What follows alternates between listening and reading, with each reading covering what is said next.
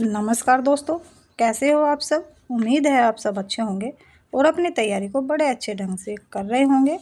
आज हम आपके सामने लेकर आए हैं एक और वीडियो, और ये वीडियो हो जाती है हमारी इतिहास से। और हम इस वीडियो में आपको वो सब क्वेश्चन कराएंगे जो आपकी आने वाली परीक्षाओं के लिए इम्पोर्टेंट है, और इसी तरह के क्वेश्चन हर बार आपकी परीक्षाओं में देखने को मिलते हैं। वीडियो शुरू करने से पहले अगर आपने अभी तक हमारे चैनल को सब्सक्राइब नहीं किया है तो आप हमारे चैनल को सब्सक्राइब अवश्य करें। वीडियो को अपने दोस्तों में भी शेयर करें। तो चलिए देर न करते हुए शुरू कर लेते हैं आज की इम्पोर्टेंट वीडियो। वीडियो का पहला क्वेश्चन हो जाएगा, भारतीय पुरातत्व का जनक किसे कहा जाता है। तो भारतीय पुरातत्व का जनक कहा जाता है अलेक्जेंडर कनिंघम को। चलिए इनके बारे में कुछ डिटेल से देख लेते हैं। अलेक्जेंडर कनिंघम को भारतीय पुरातत्व का जनक कहा जाता है। अलेक्जेंडर कनिंघम ने भारत में वर्ष 1861 ईस्वी में भारतीय पुरातत्व सर्वेक्षण ASI की स्थापना की और इसके पहले महानिर्देशक भी बने।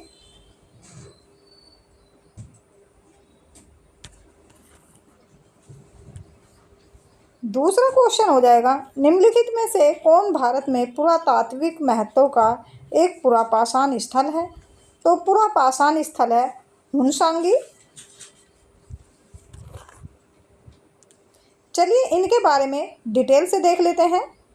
पुरापाषाण कालीन स्थल हुनसांगी कर्नाटक राज्य में स्थित है। चिरांद बुर्ज होम तथा मेहरगढ़ नवपाषाण कालीन स्थल है।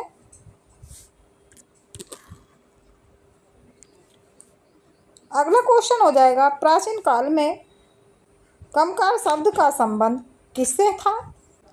तो ये संबंध था भूमिहीन खेतीहर मजदूरों से।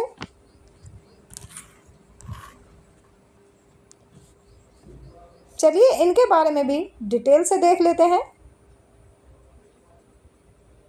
कमकार एक तमिल शब्द है जिसका संबंध भूमिहीन खेतीहर मजदूरों से था।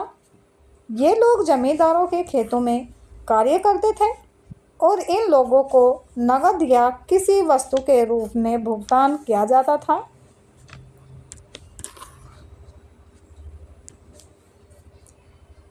अगला क्वेश्चन हो जाएगा, लौह युग को यह नाम इसलिए दिया गया है क्योंकि इस समय के दौरान मध्य पूर्व और दक्षिण पूर्व यूरोप में औजार एवं हथियारों से मुख्य रूप से किसकी जगह लोहे का इस्तेमाल होने लगा था।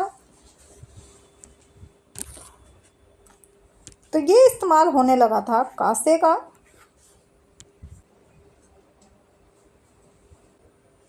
चलिए इसके बारे में भी डिटेल से देख लेते हैं। कांस्य युग के पतन ने लोहे युग का मार्ग प्रशस्त किया था। लोहे युग के दौरान पूर्व मध्य और दक्षिण पूर्वी यूरोप में औजारों एवं हथियारों में कांसे की जगह लोहे का उपयोग होने लगा था। अगला क्वेश्चन हो जाएगा, सिंधु सभ्यता के लोग किसे बनाने के लिए तांबे और टीन को मिश्रित करते थे। तो ये मिश्रित करते थे कांस्य बनाने के लिए। चलिए कुछ डिटेल देख लेते हैं। सिंधु घाटी सभ्यता के लोग कांस्य बनाने के लिए तांबे और टीन को मिश्रित करते थे। सिंधु घाटी सभ्यता का प्रमुख केंद्र हड़प्पा होने के कारण इसे हड़प्पा सभ्यता भी कहते हैं। अगला क्वेश्चन हो जाएगा, माइक्रोलिथ का इस्तेमाल शुरुआती इंसानों द्वारा किया जाता था। तो ये किया जाता था छोटे पत्थर के औजारों का।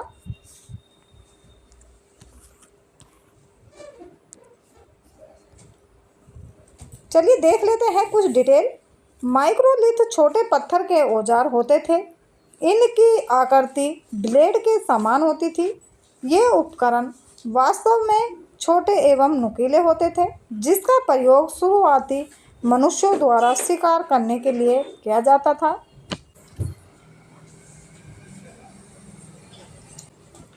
सातवां क्वेश्चन हो जाएगा मोहनजोदड़ो नाम का अर्थ। भाषा में दो का टीला है, तो ये है सिंधी भाषा में। चलिए इसके बारे में डिटेल से देख लेते हैं। सिंधी भाषा में मोहनजोदड़ो का अर्थ मृतकों का टीला है।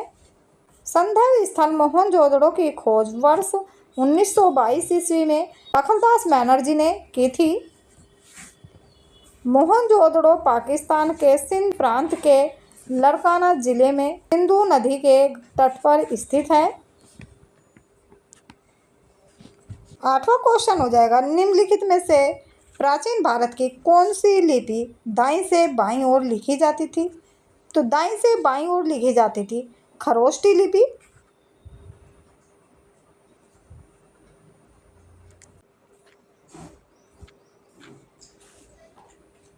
चलिए इसके बारे में डिटेल से जान लेते हैं। प्राचीन भारत में खरोष्टी लिपि दाईं से बाईं लिखी जाती थी। इसी लिपि को पढ़ने का श्रेय जेम्स को जाता है।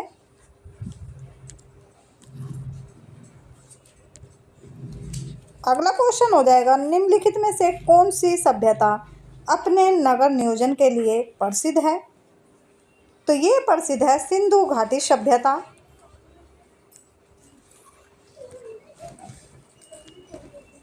इसके बारे में भी डिटेल से जान लेते हैं। हड़प्पा या सिंधु घाटी सभ्यता एक नागरिक सभ्यता थी। नगर नियोजन की व्यवस्था सिंधु घाटी सभ्यता की एक प्रमुख विशेषता थी। सिंधु घाटी सभ्यता के दो प्रमुख नगर हड़प्पा और मोहनजोदड़ो थे।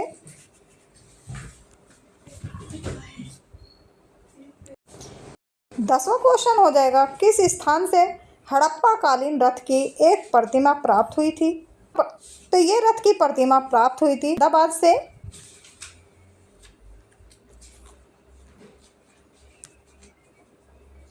चलिए इसके बारे में डिटेल से जान लेते हैं। अहमदाबाद महाराष्ट्र हड़प्पा सभ्यता का दक्षिणतम स्थल है। यहाँ से रथ की मूर्ति प्राप्त हुई थी।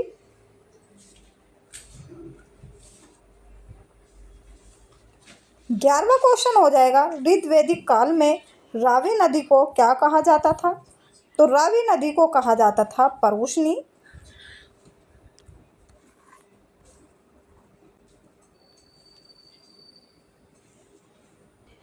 चलिए देख लेते हैं प्राचीन नाम और आधुनिक नाम।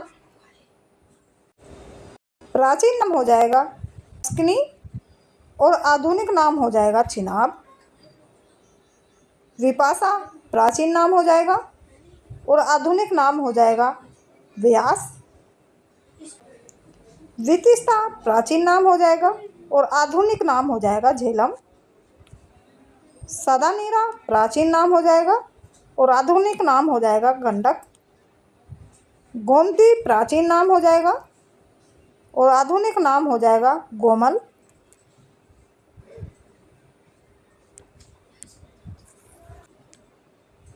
अगला क्वेश्चन हो जाएगा उपनिषदों का केंद्रीय विषय क्या था? तो केंद्रीय विषय था दर्शन एवं ज्ञान।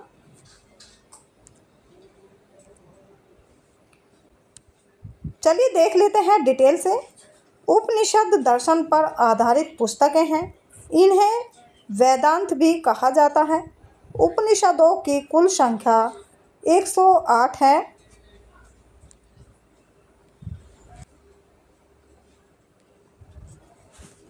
अगला क्वेश्चन हो जाएगा चार वेदों में से किस में बुरी आत्माओं का बीमारियों से बचने के लिए एक जादू टोना और तंत्र मंत्र का संग्रह है?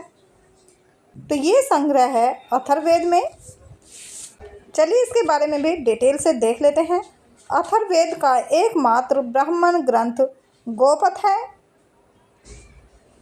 अथर्ववेद में ब्राह्मण ज्ञान, धर्म, समाज निष्ठा, रोग निवारण, बुरी आत्माओं और बीमारियों से बचने के लिए जादू टोना और तंत्र मंत्र आदि का वर्णन है।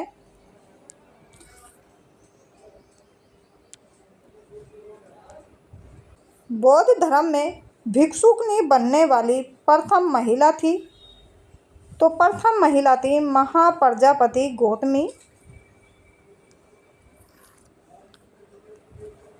चलिए इनके बारे में डिटेल से जान लेते हैं। गौतम बुद्ध के बचपन का नाम सिद्धार्थ था। इनकी माता महामाया की इनके जन्म के 7वें दिन ही मृत्यु हो गई थी। तत्पश्चात इनका लालन पालन उनकी मौसी प्रजापति गौतमी ने किया था, जो कि बौद्ध धर्म में भिक्षुकनी बनने वाली प्रथम महिला थी।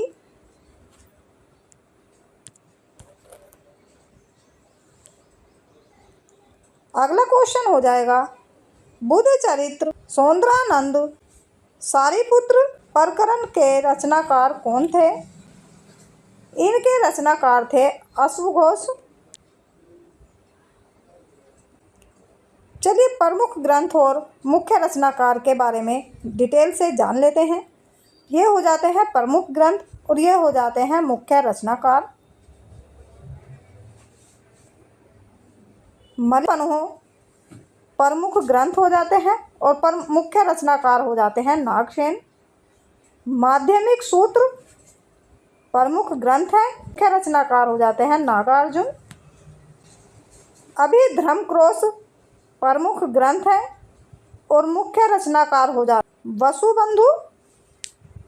विशुद्धिअंग प्रमुख ग्रंथ है और मुख्य रचनाकार हो जाते हैं बुद्धघोष। अगला क्वेश्चन हो जाएगा, महाबोधि मंदिर परिसर का किसके जीवन से सीधा संबंध है? तो ये सीधा संबंध है भगवान बुद्ध के जीवन से।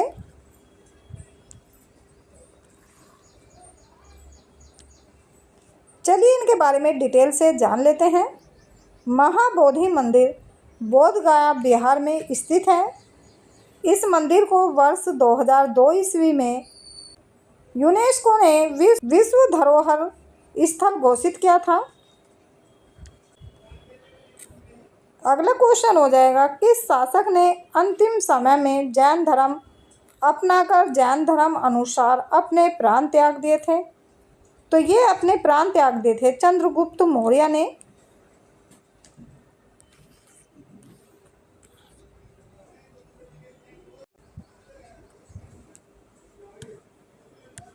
चलिए इनके बारे में कुछ डिटेल से जान लेते हैं।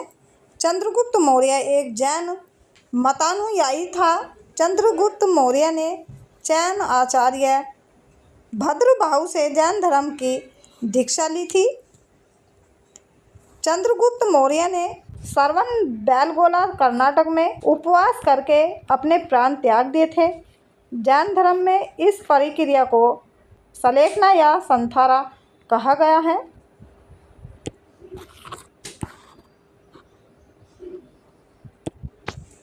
अगला क्वेश्चन हो जाएगा, कौटिल्य किस शासक के प्रधानमंत्री थे? तो कौटिल्य थे चंद्रगुप्त मौर्य के प्रधानमंत्री।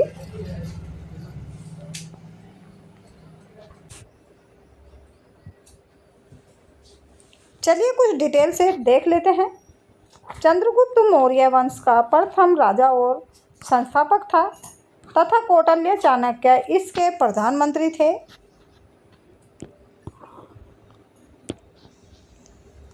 अशोक के निम्नलिखित अभिलेखों में से किसमें दक्षिण भारतीय राज्यों का उल्लेखनीय हुआ है?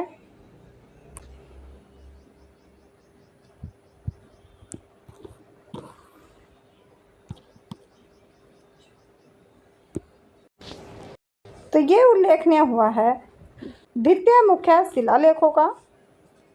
चलिए डिटेल से देख लेते हैं। अशोक के अभिलेखों को 3 भागों में बांटा गया है। पहला हो जाएगा गुहा लेख, दूसरा हो जाएगा स्तंभ लेख और तीसरा हो जाएगा शिलालेख।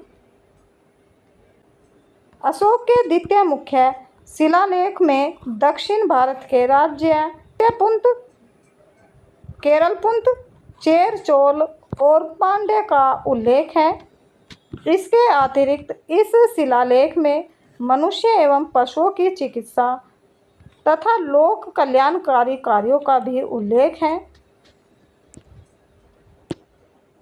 20वां क्वेश्चन हो जाएगा, निम्नलिखित में से कौन सबसे प्रसिद्ध शक शासक है जिसने काठियावाड़ में दूरदर्शन झील का जीर्णोद्धार कराया था? तो ये जीर्णोद्वार कराया था रुद्रदमन प्रथम ने।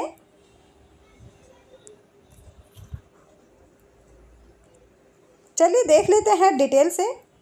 शकों के सर्वप्रथम प्रसिद्ध राजा रुद्रदमन प्रथम के विषय में चूनागढ़ अभिलेख से जानकारी मिलती है। सुदर्शन झील का निर्माण मौर्य काल में हुआ था। रुद्रदमन प्रथम ने गुजरात में काठियावाड़ में स्थित एक झील का जीर्णोद्वार कराया था। अगला क्वेश्चन हो जाएगा, दिल्ली के प्रसिद्ध लौह स्तंभ का निर्माण किस वंश के शासक ने कराया था? तो ये कराया था गुप्त वंश के शासक ने।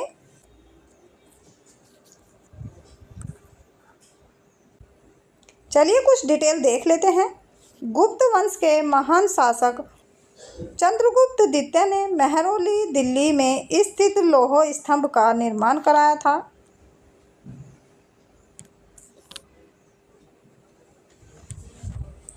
अगला क्वेश्चन हो जाएगा, निम्नलिखित में से किस विश्वविद्यालय की स्थापना पाल शासकों ने की थी? तो पाल शासकों ने की थी विक्रमशिला विश्वविद्यालय की स्थापना।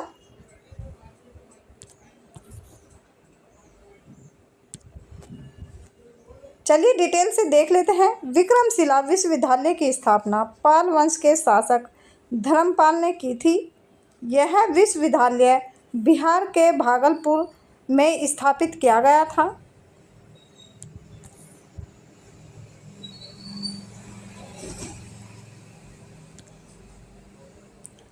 तेईसवां क्वेश्चन हो जाएगा, प्राचीन हड़प्पा शहर किस नदी के वर्तमान में सूखे मार्ग के तट पर बसाया गया था?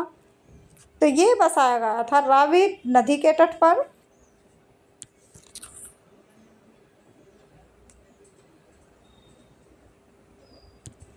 चलिए इनके बारे में डिटेल से जान लेते हैं। अन्य प्रमुख संदर्भ स्थल एवं इनके समीप स्थित नदियाँ, तो मोहनजोदड़ो के समीप हो जाएगी सिंधु। आलमगीरपुर के समीप हो जाएगी हिंडन। कालीबंगा के समीप हो जाएगी घगर। लोथल के समीप हो जाएगी भोगवा। चनहुदड़ो के समीप हो जाएगी सिंधु। रोपड़ के समीप हो जाएगी सतलज। सुतकांगेडोर के समीप हो जाएगी दासक। 24वां क्वेश्चन हो जाएगा, पूरा पाषाण काल का विस्तार 2 मिलियन वर्ष से पूर्व। अगला क्वेश्चन हो जाएगा, पूरा पाषाण काल का विस्तार 2 मिलियन वर्ष पूर्व से लेकर लगभग 12,000 वर्ष पूर्व तक समय की ऐसी लंबी अवधि को आरंभिक, मध्य और उत्तर पूरा पाषाण काल में विभाजित किया गया है। समय की यह लंबी अवधि मानव इतिहास का कितने प्रतिशत कवर करती है? तो ये करती है 99%। चलिए डिटेल से देख लेते हैं। इतिहासकारों ने भारतीय पाषाणकालीन संस्कृति को 3 कालों में विभक्त किया है। तो ये 3 काल हो जाएंगे। पहला हो जाएगा पुरा पाषाण काल, दूसरा हो जाएगा मध्य पाषाण काल और तीसरा हो जाएगा नवपाषाण काल।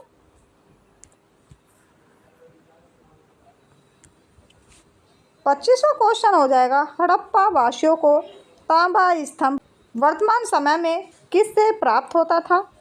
तो ये प्राप्त होता था राजस्थान से।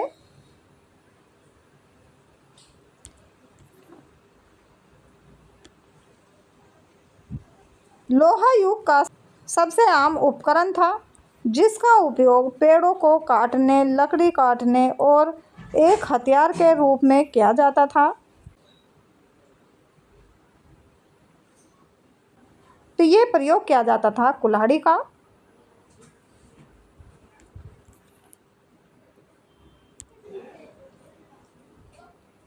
सत्ताईसवां क्वेश्चन हो जाएगा, निम्नलिखित में से किस नदी का नाम ऋग्वेद में केवल एक बार आया है? तो ये आया है गंगा नदी का।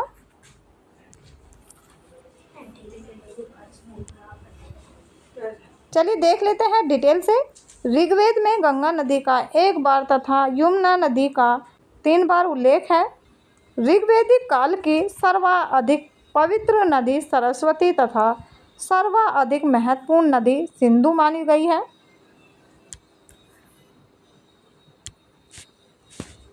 28वां क्वेश्चन हो जाएगा, वेद चारों वेदों में सबसे है। यह हिंदू परंपरा में एक दिव्य स्थिति रखता है और धुनों और मंत्रों का संग्रह है।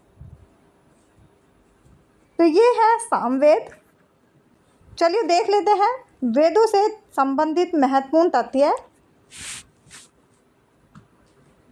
ऋग्वेद के 3रे मंडल में गायत्री मंत्र उल्लेखित है। सामवेद में यज्ञों के अवसर पर गाए जाने वाले मंत्रों का संग्रह है। अथर्ववेद में जादू टोना तंत्र मंत्र संबंधित जानकारी उल्लेखित है। और यजुर्वेद में कर्म कांडीय वेद हैं।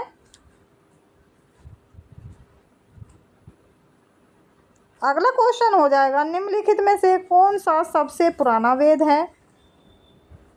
तो सबसे पुराना वेद है ऋग्वेद।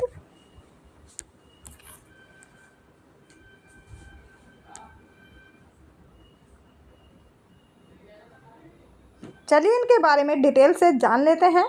सबसे नवीन वेद अथर्ववेद है। गद एवं पद में लिखित वेद यजुर्वेद है।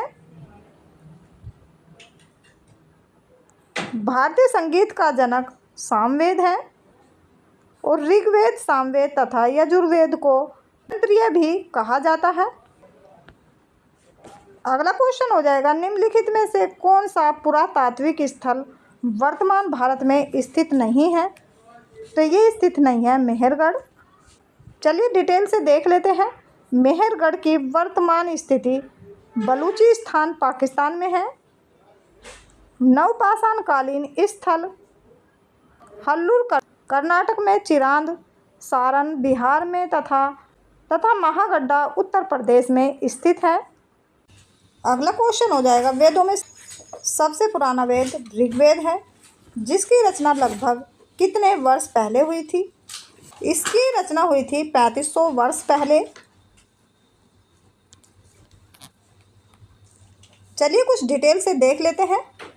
ऋग्वेद के अंतर्गत 10 मंडल, 1028 सूक्त तथा लगभग 1580 ऋचाएँ हैं।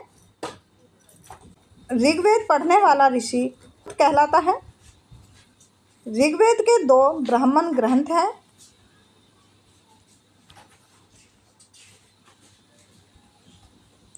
क्वेश्चन हो जाएगा, शहर कच्छ के रण में खादिर बैत, जिसे बैट भी कहा जाता है, पर स्थित था, जहाँ ताज़ा पानी और उपजाऊ मिट्टी थी। तो ये थी धोलावीरा में। आइए डिटेल से देख लेते हैं धोलावीरा से संबंधित महत्वपूर्ण तथ्य। धोलावीरा अवस्थित कच्छ के गुजरात में है। इसके खोजकर्ता जेबी जोशी थे। इसे सफ़ेद कुआं, आयताकार नगर भी कहते थे। हड़प्पा कालीन नगर धोलावीरा 3 भागों में विभाजित था। धोलावीरा से जल प्रबंध के साक्ष्य प्राप्त हुए हैं। अगला क्वेश्चन हो जाएगा, सिंधु घाटी सभ्यता के निम्नलिखित में से किस स्थल पर महास्नानागार की खोज की गई थी? महास्नानागार की खोज की गई थी मोहनजोदड़ो से। आइए कुछ डिटेल से जान लेते हैं। मोहनजोदड़ो में नृत्य की कांसे की मूर्ति, 3 मुख वाले देवता पशुपतिनाथ की मूर्ति, मृत देवी की मूर्ति आदि के साक्ष्य मिले हैं। कालीबंगा जुते हुए खेत, अग्नि पूजा के साक्ष्य मिले हैं। लोथल में बंदरगाह धान चावल 3 युगल समाधियों के साक्ष्य मिले हैं। बनावली में मिट्टी से बना हल आदि के साक्ष्य मिले हैं।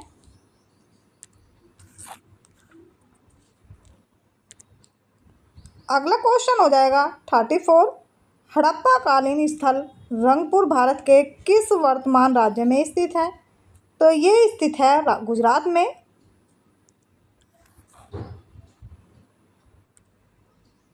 चलिए इसे डिटेल से देख लेते हैं। हड़प्पा कालीन स्थल नागपुर भारत के गुजरात राज्य में स्थित है। कालीबंगा राजस्थान में, बनावली हरियाणा में तथा धोलावीरा गुजरात में स्थित है। अगला क्वेश्चन हो जाएगा, वेद ऋषि कपिल का संबंध भारतीय दर्शन के किस संप्रदाय से था? इसका संबंध था सांकाय संप्रदाय से।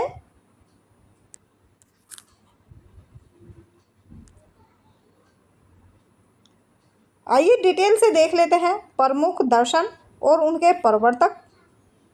तो प्रमुख दर्शन हो जाते हैं न्याय और प्रवर्तक हो जाते हैं गौतम। प्रमुख दर्शन हो जाते हैं पूर्ण मीमांसा और इसके प्रवर्तक हो जाते हैं जैमिनी।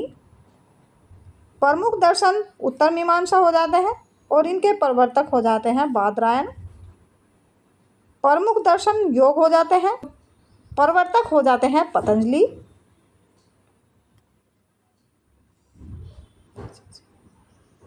वैशेषिक प्रमुख दर्शन हो जाते हैं और प्रवर्तक हो जाते हैं कनाद उल्लुक। चारवाक प्रमुख दर्शन हो जाते हैं और प्रवर्तक हो जाते हैं चारवाक। अगला क्वेश्चन हो जाएगा 36। प्राचीन शहर लोथल जो अब एक प्रमुख पुरातात्विक स्थल के रूप में प्रसिद्ध है, भारत के किस राज्य में स्थित है? तो ये स्थित है गुजरात में।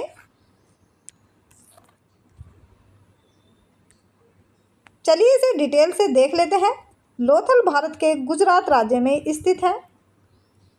लोथल भारत के गुजरात राज्य में स्थित एक पुरातात्विक स्थल तथा प्राचीन बंदरगाह है।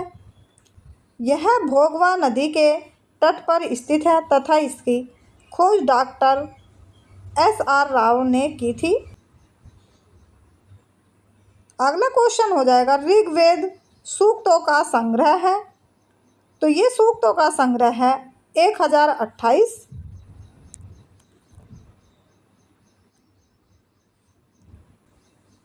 एक क्वेश्चन हो जाएगा, निम्नलिखित में से किसे नाट्य शास्त्र का रचयिता माना जाता है?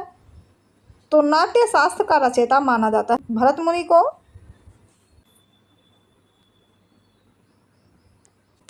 चलिए इसे डिटेल से देख लेते हैं। भरत मुनि का नाट्य शास्त्र सबसे प्राचीन ग्रंथ है जो अपने विचारों के साथ साथ व्यापक विषयगत समग्रता से परिपूर्ण है।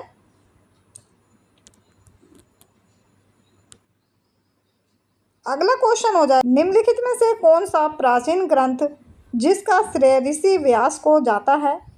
प्राचीन भारत का एक प्रमुख महाकाव्य और इसमें 18 पर्वों पुस्तकों में 1,00,000 छंद हैं। तो ये हो जाएगा महाभारत।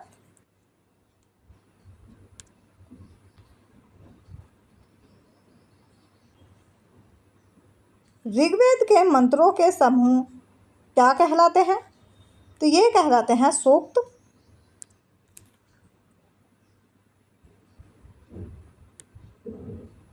चलिए इसे डिटेल से देख लेते हैं। ऋग्वेद के मंत्र के समूह सूक्त कहलाते हैं। ऋग्वेद के अंतर्गत 1028 सूक्त हैं।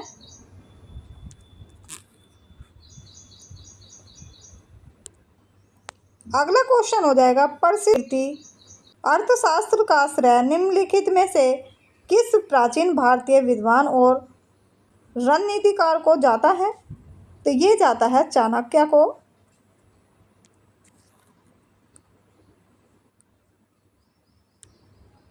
देख लेते हैं कुछ प्रमुख तथ्य, प्रमुख रचनाएं और मुख्य रचनाकार। तो प्रमुख रचना ये हो जाए रामायण और मुख्य रचनाकार हो जाएंगे महर्षि वाल्मीकि। प्रमुख रचना अष्टाध्यायी और मुख्य रचनाकार हो जाएंगे पाणिनि। मालविका गिनी मित्रम और मुख्य रचनाकार हो जाएंगे कालिदास। अगला क्वेश्चन हो जाएगा 42। एक प्रसिद्ध नाटक अभिज्ञान निम्नलिखित में से किस शख्सियत द्वारा लिखा गया था? तो ये लिखा गया था कालिदास द्वारा।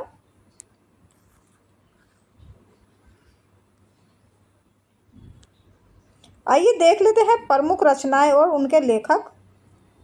मुद्र राक्षस प्रमुख रचना और लेखक हो जाएंगे विशाखदत्त। प्रमुख रचना देवी चंद्रगुप्तम और लेखक हो जाएंगे विशाखदत्त। प्रमुख रचना ऋतु संहार और लेखक हो जाएंगे कालिदास। कुमार संभवम और लेखक हो जाएंगे कालिदास। मेघदूत प्रमुख रचना है और इसके लेखक हो जाएंगे कालिदास।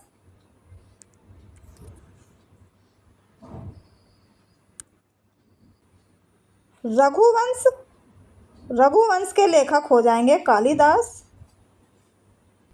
विक्रमोर्वशीयम और इसके लेखक भी हो जाएंगे कालिदास। नोट्स देख लेते हैं। अश्वघोष बुद्ध चरित के लेखक हैं। कल्हन रजत रंगनी के लेखक हैं।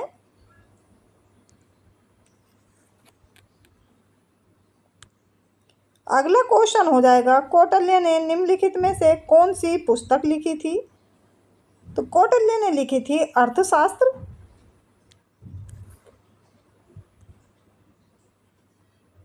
आइए डिटेल से देख लेते हैं। अर्थशास्त्र की रचना चंद्रगुप्त मौर्य के प्रधानमंत्री कौटिल्य ने की थी। इसमें चंद्रगुप्त मौर्य की शासन व्यवस्था पर पर्याप्त प्रकाश डाला गया है।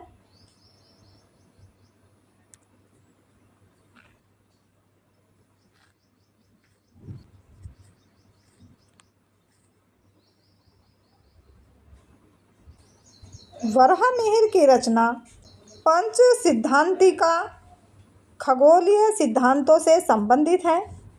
तो ये संबंधित है 5।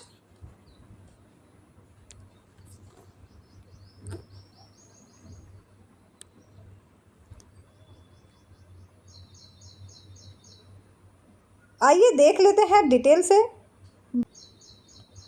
वराहमिहिर की अन्य रचनाएं लघु जातक, बृहत जातक। सिकंदर ने किस वर्ष भारत पर आक्रमण किया था? सिकंदर ने भारत पर आक्रमण किया था 326 ईसा पूर्व।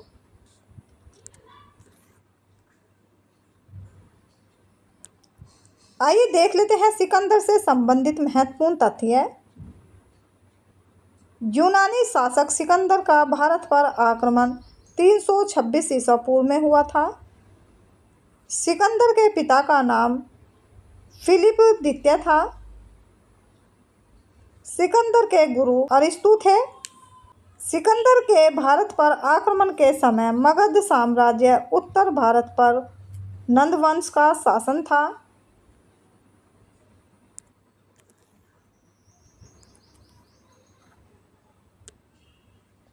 सिकंदर की मृत्यु 323 ईसा पूर्व में बेबीलोन नामक स्थान पर हुई थी।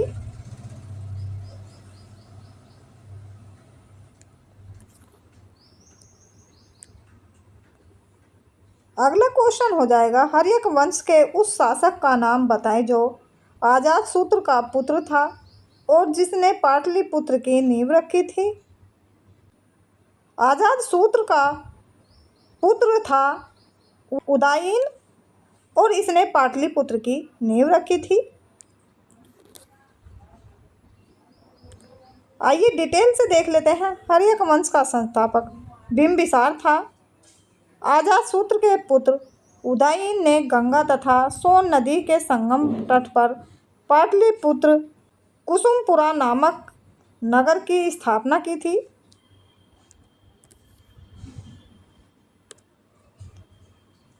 सत्तावन क्वेश्चन देख लेते हैं। राजगृह कई वर्षों तक मगध की राजधानी रहा। बाद में राजधानी को किस में स्थानांतरित कर दिया गया? तो ये स्थानांतरित कर दिया गया था पाटलिपुत्र में।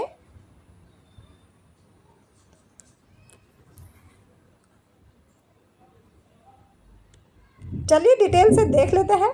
मगध प्राचीन भारत के 16 महाजनपदों में से एक था, जिसकी मूल स्थिति मूलतः दक्षिण बिहार के क्षेत्र में थी। प्रारंभ में इसकी राजधानी गिरिब्रज राजगृह थी, तत्पश्चात पाटलिपुत्र बनी। अगला क्वेश्चन हो जाएगा, निम्नलिखित में से कौन वज्जी महाजनपद की राजधानी थी? महाजनपद की राजधानी थी वैशाली।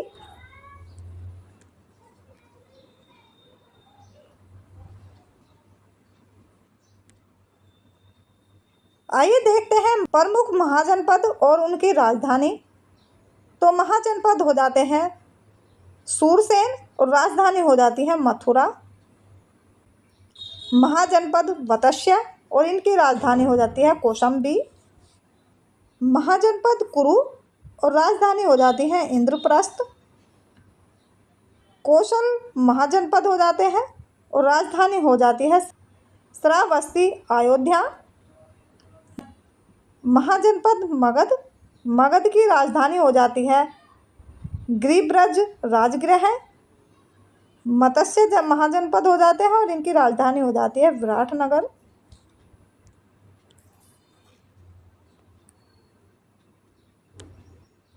अगला क्वेश्चन हो जाएगा 49, निम्नलिखित में से कौन सा 16 जनपदों में से एक नहीं था? तो 16 महाजनपदों में से नहीं था कामरूप।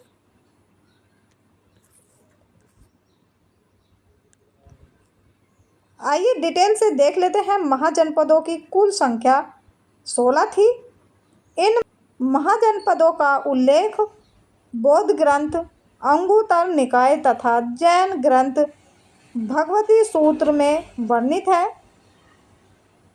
16 महाजनपद हो जाएंगे अंग, मगध, काशी, वत्स्य, वज्जी, कौशल, अवंती, मल्ल, पांचाल, चेदी, कुरु, मत्स्य, कंबोज, सूरसेन, अस्मक और गांधार। ये हो जाएंगे 16 महाजनपद। अगला क्वेश्चन हो जाएगा, वर्धमान महावीर जैन धर्म के अंतिम और कौन से तीर्थकार थे? तो ये थे अंतिम और 24वें तीर्थकार।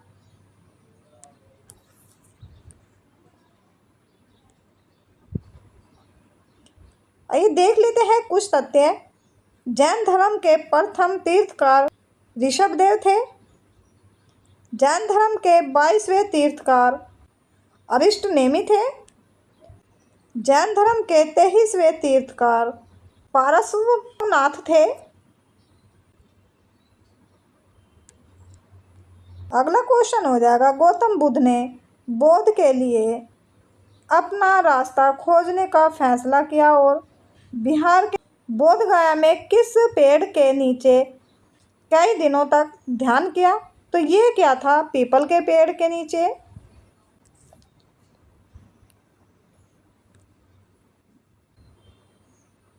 चलिए इन्हें डिटेल से देख लेते हैं। ये हो जाती हैं प्रमुख घटनाएं और ये उनसे संबंधित प्रतीक चिन्ह। जन्म घटना हो जाएगी और संबंधित प्रतीक चिन्ह हो जाएंगे कमल एवं सांड।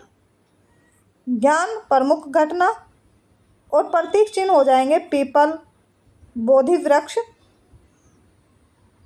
गृह त्याग घटना हो जाएंगी और प्रतीक हो जाएगा घोड़ा। निर्वाण घटना हो जाएंगी और प्रतीक हो जाएगा पद चिन्ह। मृत्यु महापरिनिर्वाण ये घटना हो जाएंगी, प्रतीक चिन्ह हो जाएगा स्तूप।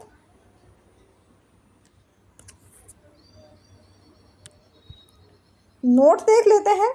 गौतम बुद्ध ने ज्ञान प्राप्ति के लिए गया बिहार नामक स्थान पर निरंजना नदी के तट पर बोधित वृक्ष के नीचे समाधि लगाई थी। 52 क्वेश्चन हो जाएगा। गौतम बुद्ध ने अपनी सामान्य लोगों की भाषा में दी, तो ये दी थी पाली भाषा में। चलिए डिटेल से देख लेते हैं। गौतम बुद्ध ने आम जनता की भाषा पाली में अपने उपदेश दिए थे। गौतम बुद्ध ने सर्वाधिक उपदेश कौशल राज्य की राजधानी श्रावस्ती में दिए थे।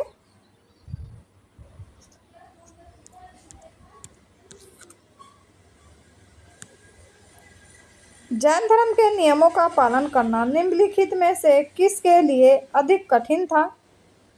तो ये सबसे अधिक कठिन था किसानों के लिए।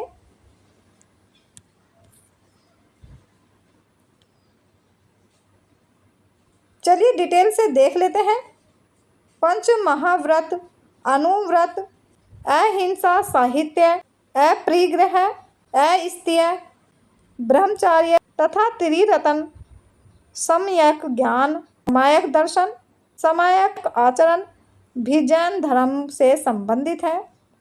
जैन धर्म में 10 लक्षण तथा 7 शील व्रतों का भी उल्लेख है।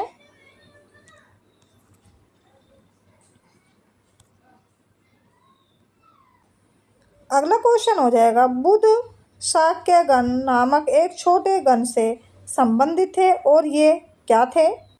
ये थे एक क्षत्रिय। बुद्ध शाक्य गण से संबंधित एवं एक क्षत्रिय थे। इनके पिता शूद्रोधन कपिलवस्तु के शाक्यों के गणराजा थे।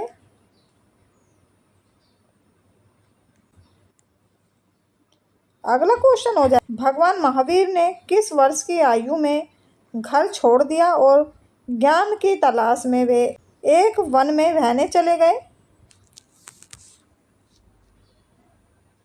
भगवान महावीर ने 30 वर्ष की आयु में घर छोड़ दिया था। चलिए देख लेते हैं भगवान महावीर से संबंधित महत्वपूर्ण तथ्य। इनका जन्म कुंडग्राम वैशाली बिहार में हुआ। भगवान महावीर के पिता का नाम सिद्धार्थ था, माता का नाम त्रसला था और पत्नी का नाम यशोदा, पुत्री का नाम प्रियदर्शना और दामाद का नाम जमाली था।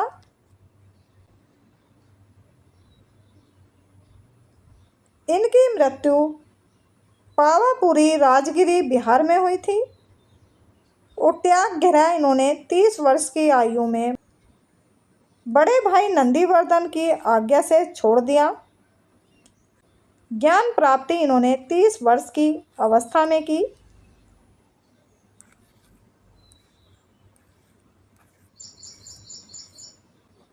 और गृह त्याग के पश्चात 12 वर्ष कठोर तपस्या के बाद 42 वर्ष की अवस्था में विजुपालिका नदी के तट पर साल वृक्ष के नीचे जृंभिक ग्राम में हुई। अगला क्वेश्चन हो जाए, बोधगया एक महत्वपूर्ण बुद्ध तीर्थ स्थल क्यों है? तो ये तीर्थ स्थल है, यहाँ गौतम बुद्ध को ज्ञान प्राप्त हुआ था।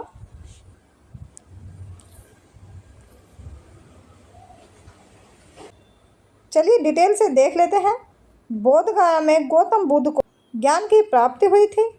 इनका जन्म 563 ईसा पूर्व इक्ष्वाकु वंशीय शाक्य कुल के राजा शूद्रोधन के घर पर हुआ। इनकी मां का नाम महामाया था, जिनका निधन इनके जन्म के 7वें दिन ही हो गया था।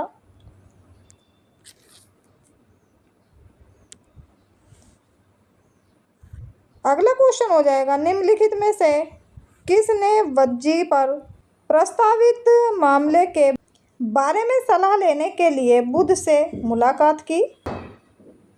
तो ये की थी वशिष्ठ ने। चलिए डिटेल से देख लेते हैं। हर्यक वंश के प्रमुख शासक अजातशत्रु ने अपने मंत्री वशिष्ठ को गौतम बुद्ध के पास भेजा था। वशस्कार की गौतम से भेंट राजगृह के समीप ग्रहकूट नामक पर्वत पर हुई थी।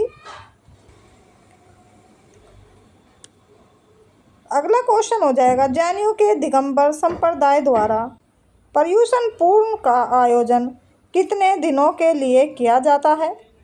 तो ये किया जाता है 10 दिनों के लिए। देख लेते हैं, जैन धर्म 2 संप्रदायों में विभक्त था। तो ये एक पहला हो जाएगा श्वेतांबर, सफ़ेद वस्त्र पहनने वाले। दूसरा हो जाएगा दिगंबर, नग्न अवस्था में रहने वाले। अगला क्वेश्चन हो जाएगा, प्रसिद्ध पुस्तक अर्थशास्त्र हमें बनाती है कि मौर्य काल के दौरान उत्तर पश्चिमी कंबल और अपने सोने एवं कीमती पत्थरों के लिए महत्वपूर्ण था। तो ये था दक्षिण भारत। चलिए डिटेल से देख लेते हैं। अर्थशास्त्र के लेखक थे कौटिल्य चाणक्य। अर्थशास्त्र प्राचीन भारत राजनीति का एक महत्वपूर्ण ग्रंथ है। अर्थशास्त्र एक मौर्य प्रशासन संबंधित विभिन्न जानकारियों पर प्रकाश डाला गया है।